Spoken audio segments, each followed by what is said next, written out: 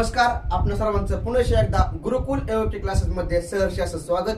तर आज आपण या व्हिडिओमध्ये बुद्धिमत्ता या घटकातील पुढचा टॉपिक म्हणजे सांकेतिक भाषा एकदम सोप्या भाषेमध्ये बघणार आहोत। तर बघूयात पहिला प्रश्न।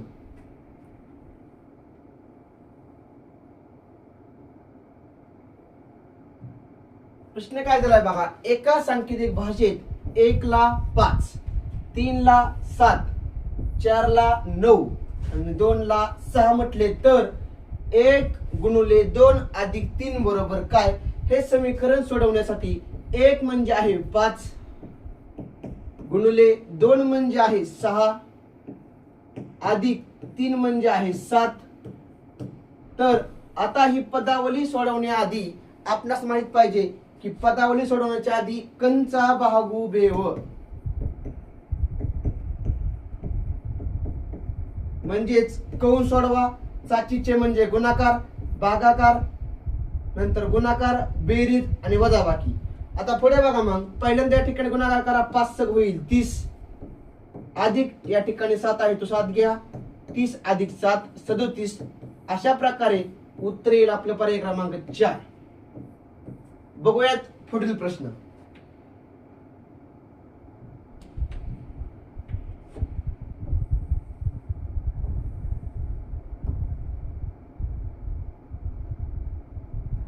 एका सांकेतिक भाषेत बॅट बरोबर 278, अँट बरोबर 276, नेट बरोबर 765 असे लिहितात। तर त्याच सांकेतिक भाषेमध्ये बिन हा शब्द कसा लिहाल?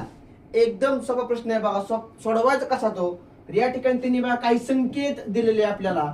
संकेत काय आहे बघा, तर बॅट हा शब्द त्या ठिकाणी 278 असा लिहिला जातोय, अँट हा शब्द 276 असा लिहिला जातोय, नेट हा शब्द 765 असा लिहिला जातोय बघा। या ठिकाणी बघा आपणास काही अक्षरे समान वाटतात, काही अंक समान आहेत। मग त्या ठिकाणी काय करायचं? पहिल्या दोघांमध्ये कोण समान आहे, दुसऱ्या दोघांमध्ये कोण समान आहे, पहिल्या दोघांमध्ये किंवा पहिल्या 3 मध्ये समान कोण आहे ते बघायचं आहे। या ठिकाणी जर आपण बघितलं तर टी टी टी तिन्ही मध्ये टी हा समान आहे। या ठिकाणी बघा 7 7 7 म्हणजे टी बरोबर येईल 7। पुढे बघा, आता पहिल्या दोघांमध्ये बघा ए समान आहे, या ठिकाणी 2 समान आहे म्हणजे ए बरोबर येईल 2। पुढच्या दोघांमध्ये बघा एन समान आहे, या ठिकाणी एन आहे, याचा अर्थ 6 ला 6 येईल म्हणजे एन बरोबर आला 6। राहिले काय आता बघा, बी ला राहिले 8 आणि ई ला राहिले ते 5। अशा प्रकारे आपणास प्रत्येक अक्षराला कोणता अंक आहे आपण काढलेला आहे। मग बिन हा शब्द कशा प्रकारे लिहायचा? तर बी बरोबर येईल 8, ई बरोबर आहे 5, ए ला आपण काढले होते ते 2 आणि एन ला असेल ते 6। याचा अर्थ 85 26 याचं उत्तर असणार आहे पर्याय क्रमांक 2। बघूयात पुढील प्रश्न।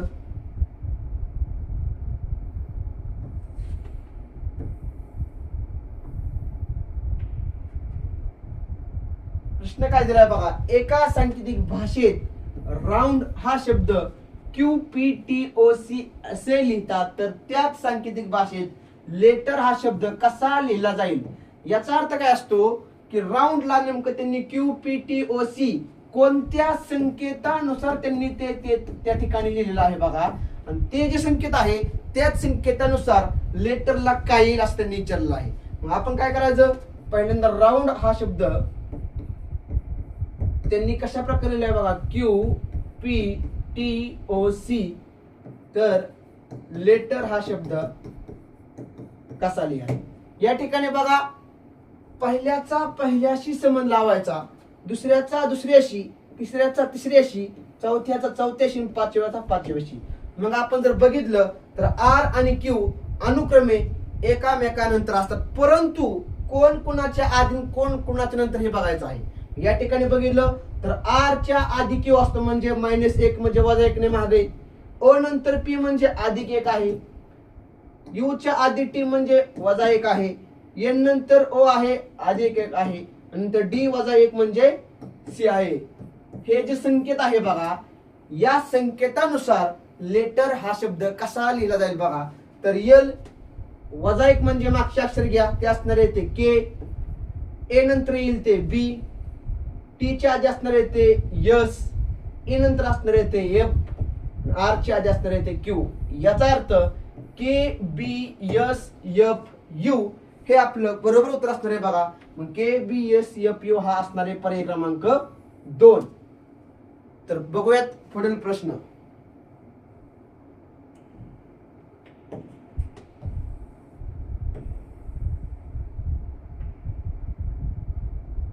या ठिकाणी बघा काय दिलं, या एका सांकेतिक भाषेत 32 बरोबर 427. बघा 32 बरोबर 427, 14 बरोबर 161, 14 बरोबर 161, तर 43 बरोबर काय. आता हे आहे अंकासाठी अंकाचा वापर केला बघा या ठिकाणी. मग या 32चा काहीतरी संबंध त्या 427 येतोय बघा.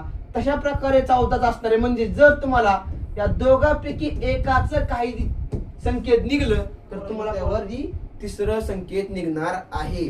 मग या ठिकाणी बघा आता 32 ला 427 कशी येत आहे, तर जर आपण थोडा अंदाज घेतला तर काही संख्या आपल्या ओळखीच्या वाटतात बघा.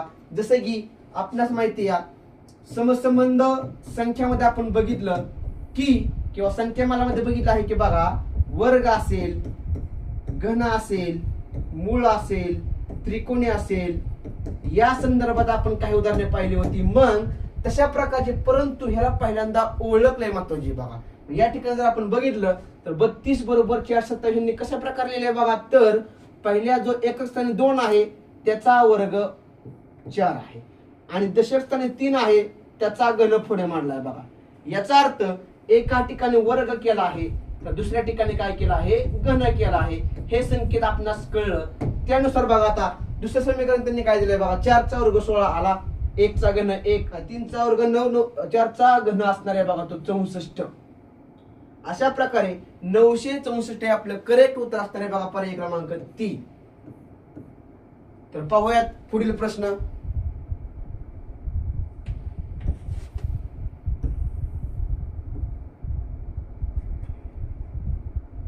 या ठिकाणी बघा एका सांकेतिक भाषेत निशा गायन करते हे वाक्य 352 असं लिहिलंय.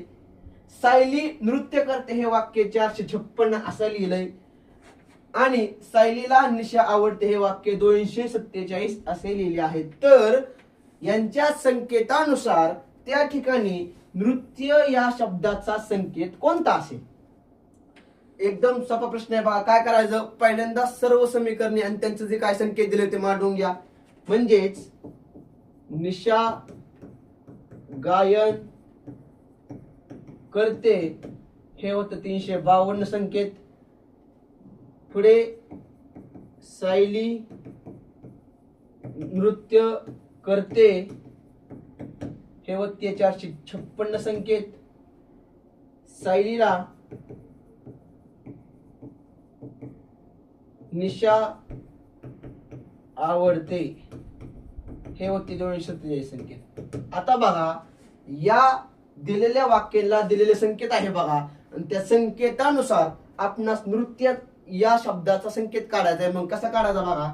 पहिल्या तुम्हाला मागील प्रश्नामध्ये बघितलं आहे, पहिल्या दोघांमध्ये कोण समान आहे का, दुसऱ्या दोघांमध्ये कोण समान आहे का, नंतर पहिल्या आणि तिसऱ्यामध्ये कोण आहे का, किंवा तिन्ही मध्ये समान कोण आहे का हे चेक करा. याचा अर्थ आता बघा पहिल्या दोघांमध्ये जर बघितलं आपण तर करते करते समान आहे. इकडे बघा 5 5. ओके, आपणास काढायचं आहे नृत्य बघा. पुढे बघा आता सायली सायली समान आहे. याचा अर्थ इकडे बघा 4 ला 4 समान आहे. आपणास काढायचे आहे नृत्य या शब्दाचा संकेत. तर या ठिकाणी बघा सायली कट झालं, करते कट झालं, राहिले फक्त नृत्य. आणि या ठिकाणी बघा 4 कॅन्सल आहे, 5 कॅन्सल. याचा अर्थ नृत्याला असणारे या संकेत ते 6 क्रमांकाचं, म्हणजेच पर्याय क्रमांक असणारे उत्तर 3.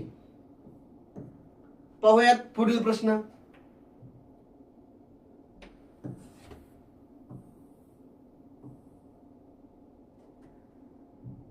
या ठिकाणी बघा पुन्हा एकदा अंकासाठी अंक याचा वापर केलेला आहे. याचा अर्थ तुम्हाला मागील प्रश्नामध्ये बघितलं होतं आपण की अंकासाठी अंकाचा वापर आला की वर्ग, नंतर घन, नंतर मूळ संख्या किंवा त्रिकोणी संख्या याच्यावरती आधारित काही असणं हे गरजेचं आहे बघा.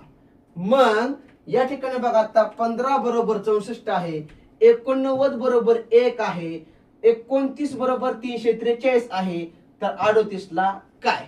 एकदम जरी तुम्हाला दिसायला जर थोडं वेगळं वाटत असेल किंवा अवघड वाटत असेल तर ते अवघड नसतं. हे असतं संकेत आणि ते संकेत आपणास पहिल्यांदा शोधणं हे आवश्यक आहे बघा. मग आता बघा 15 बरोबर 64 आहे, 89 बरोबर 1 आहे, 29 बरोबर 343 आहे, तर 38 बरोबर काय? हे संकेत काढत असताना तुम्हाला मागाशी म्हटलं होतं मी की संख्येची ओळख खूप महत्वाची आहे बघा. या ठिकाणी ओळख काय आहे बघा, 64 1 343. समजा 64 वर्ग बी आहे, घन आहे, 1 वर्ग आहे, घन आहे, परंतु 343 वर्ग नाही. याचा अर्थ हे आहे घन. आता 64 हा घन असणार आहे तो 4 चा, या ठिकाणी घन असणार आहे तो 1 चा, या ठिकाणी घन असणार आहे तो 7 चा. मग 4 1 7 हे 15 89 आणि 29 यांचा काय संबंध आहे? तर त्या ठिकाणी बघा 15 यामध्ये 5 आणि 1 हे जे अंक आहेत त्यातील फरक आहे बघा 4. 8 आणि 9 मधला फरक आहे 1, 9 आणि 2 मधला फरक आहे तो 7. अशा प्रकारे आपणास काय कळलं तर दिलेल्या संख्येतील त्यांच्या जे अंक आहेत त्या अंकांची वजाबाकी करा आणि त्या वजाबाकीचा घन हा पुढे ते संकेत मांडले बघा. मग या ठिकाणी बघा 8 वजा 3 केला आपण 5 आणि 5 चा जर घन बघितलं तर तो असणार 125. यानुसार याचे करेक्ट उत्तर असणार आहे बघा 125, पर्याय क्रमांक 1. म्हणजे संख्येतील फरक आणि त्याचा घन पुढे मांडलाय बघा. ही क्लुप्ती त्या ठिकाणी योग्य बसती बघा. तर बघूयात पुढील प्रश्न.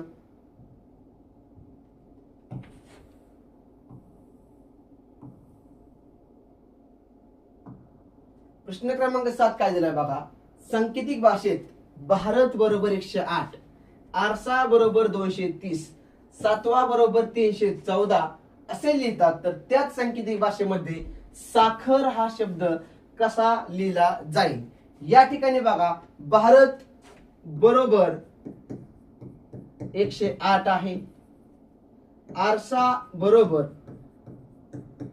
230 आहे, सातवा बरोबर 314 आहे. तर आपणास साखर बरोबर काय काढायचे? आता या ठिकाणी जर बघितलं तर आर बरोबर आहे बघा 0, पण या ठिकाणी आर बरोबर आहे 3. याचा अर्थ एकाच अक्षराला भिन्न चिन्ह किंवा भिन्न संख्या आल्या तर त्या ठिकाणी काय करायचं, पहिल्या दोघांमध्ये कोण समान आहे, दुसऱ्या दोघांमध्ये कोण समान आहे, पहिल्या 3 मध्ये कोण समान आहे किंवा पहिल्यात आणि तिसऱ्यामध्ये कोण समान आहे चेक करायचं. मग आता बघा या ठिकाणी र ला र कॅन्सल होईल, म्हणजे र ला समान इकडे असणार आहे बघा 0 ला 0. याचा अर्थ र बरोबर येईल बघा 0. पुढे बघा आता या ठिकाणी बघा 6 ला 6 समान आहे, म्हणजे या ठिकाणी बघा 3 ला 3 समान आहे म्हणजे 3 येईल, म्हणजे 3 0 आले बघा. आता राहिले फक्त ख. परंतु जर आपण पाहिलं तर भारत, आरसा आणि सातवा यामध्ये ख चा कुठेही उल्लेख दिलेला नाही. मग ज्या ठिकाणी उल्लेख दिलेला नाही त्या ठिकाणी या ठिकाणी जे असणारे अंक आहेत त्यांचा उल्लेख त्या ख ला द्यायचा नाही. मग काय करायचं तर त्या ठिकाणी ख हा नवीन आला आहे, याचा अर्थ संख्या किंवा अंक बी नवीनच आला पाहिजे. म्हणजे 3 आणि 0 तर त्या पर्यायामध्ये पाहिजे, परंतु ख ला वेगळा नवीन अंक पाहिजे. मग या ठिकाणी बघा 3 आणि 0 कुठं आहे, पहिला पर्याय कट होईल, चौथा पर्याय कट होईल. या ठिकाणी बघा 703 आहे, या ठिकाणी 403 आहे. मग याला म्हणते ती जर अंक समान आहेत किंवा अक्षर समान आहेत, परंतु त्याला काय म्हणते, अक्षर व अंकांचा क्रम सारखा असेलच असं नाही. म्हणजे या ठिकाणी ख नाही परंतु ख ला या ठिकाणी अंक देणं हे आवश्यक आहे. मग काय करायचं, ख नवीन म्हणलं की अंक बी नवीन. याचा अर्थ या ठिकाणी जे अंक दिलेले आहेत ते ख ला वापरायचे नाहीत. म्हणून या ठिकाणी 4 हा अंक असल्यामुळे 4 कॅन्सल करा, राहिला फक्त 7. म्हणजे याचे करेक्ट उत्तर असणारे 703. तुम्ही म्हणता की या ठिकाणी 3 ने सुरुवात झाली म्हणून 3 ने सुरुवात पाहिजे, परंतु या ठिकाणी तसं होत नाही, कारण याला म्हणते ती अक्षरावर अंकांचा क्रम सारखा असेलच असं नाही, म्हणजे फिक्स त्यांना क्रम दिलेला नाही, इकडे तिकडे आदला बदल होऊ शकते. तर बघूयात पुढील प्रश्न.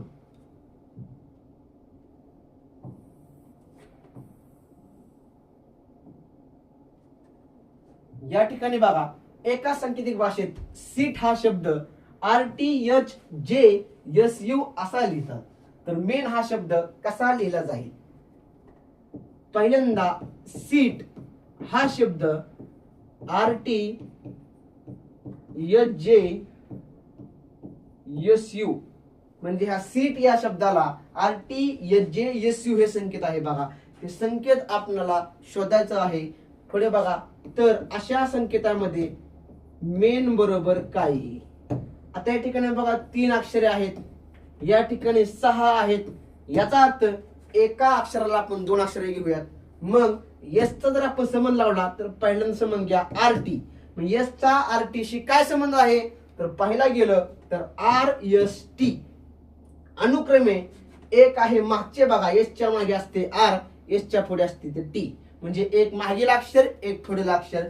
आयच्या मागे असते बघा ते H, पुढे असते ते J, टीच्या मागे असते S, पुढे असते U. याचा अर्थ एक अक्षर मागील घ्या, एक अक्षर पुढील घ्या.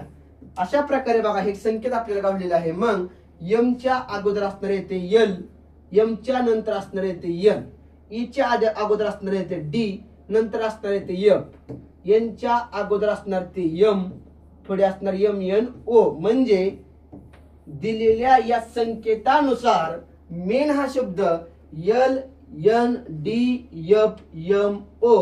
असा पर्याय कुठे आहे बघा? LNDFMO पर्याय क्रमांक 2 हे आपलं अचूक उत्तर आहे.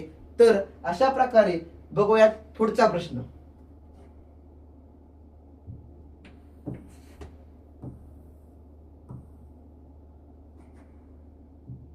या ठिकाणी बघा प्रश्न काय दिलाय? एका सांकेतिक भाषेत कसर बरोबर 231, मगर बरोबर 156, कमळ बरोबर 537 याप्रमाणे शब्दांसाठी अंक वापरतात, तर त्याच भाषेत गरम हा शब्द कसा लिहिला जाईल?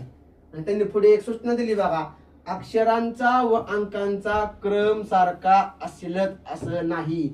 या ठिकाणी आपण हे वाक्य दिलेले आहे, परंतु पेपर मध्ये त्या प्रश्नाखाली अशा प्रकारचे वाक्य दिलेले नसते, म्हणून मागील प्रश्नामध्ये आपण त्या ठिकाणी वाक्य टाकलेले नव्हते, परंतु या ठिकाणी टाकलेले आहे बघा. तर बघूयात प्रश्न कसा सोडवायचा हा.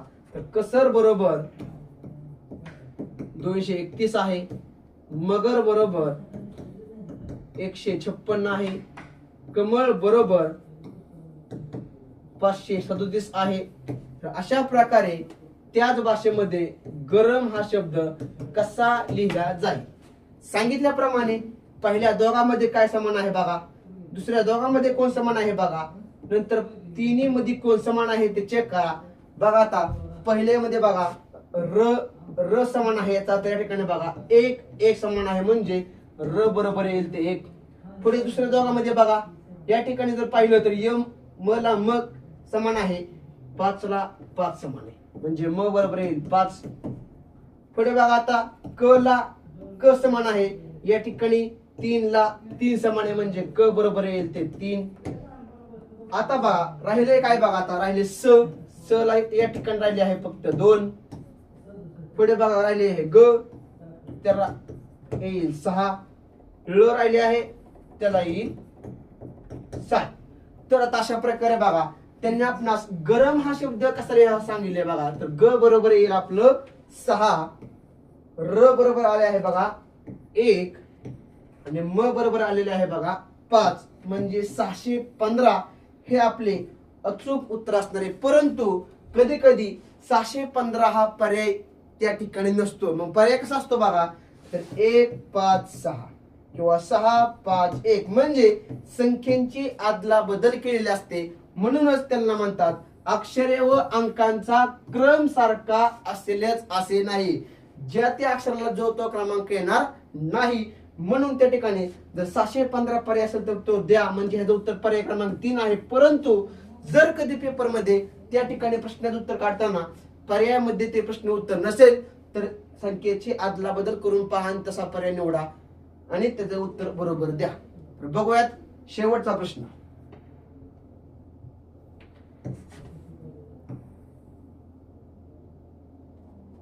या ठिकाणी पहा प्रश्न क्रमांक 10. एका सांकेतिक भाषेत 7 बरोबर 350, 4 बरोबर 68, 8 बरोबर 520 तर 10 ला काय? संख्येसाठी संख्या किंवा अंकासाठी अंक आलं तर मागे तुम्हाला सांगितलं आहे बघा, वर्ग घन मूळ त्रिकोणी याच्यावरती अवलंबून असतं. पहिल्यांदा त्या ठिकाणी त्यांचं संख्येची ओळख बघा. आता जर आपण पाहिलं तर 7 या छोट्याशा संख्येला 350 हा आकडा मोठा आहे बघा. 4 ला बघा 68 आले आहे, 8 ला 520 आहे. याचा अर्थ या ठिकाणी जर आपण फरक काढलं तर चुकीचं होईल बघा. या ठिकाणी लहान संख्येला मोठा संख्या लागलाय, याचा अर्थ ते फिक्स असतं बघा पोरांनो. घन किंवा वर्गावरती अवलंबून असतं किंवा पट.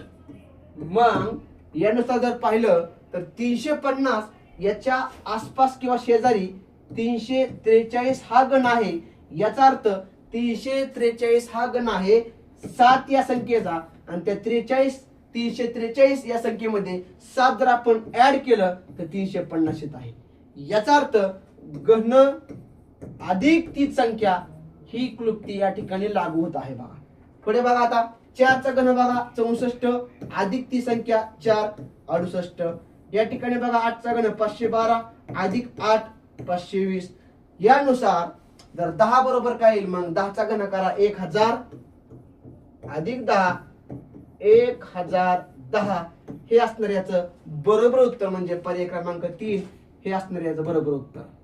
अशा प्रकारे आपण सांकेतिक भाषा कोडिंग डिकोडिंग या घटकावरती आधारित 10 प्रश्न पाहिले. एकदम सोपे प्रश्न होते, काही अवघड होते, परंतु प्रश्न अवघड नसतात कारण ते एक संकेत असते बघा. ते संकेत आपणास कळलं की प्रश्न सुटतो. या अशा प्रकारे आपण त्या महत्वपूर्ण 10 प्रश्नांचं सविस्तर असं विश्लेषण केलं आहे बघा. अशा प्रकारचे व्हिडिओ पाहण्यासाठी किंवा हा व्हिडिओ जर आवडला असेल तर लाईक शेअर आणि सबस्क्राईब करा. धन्यवाद.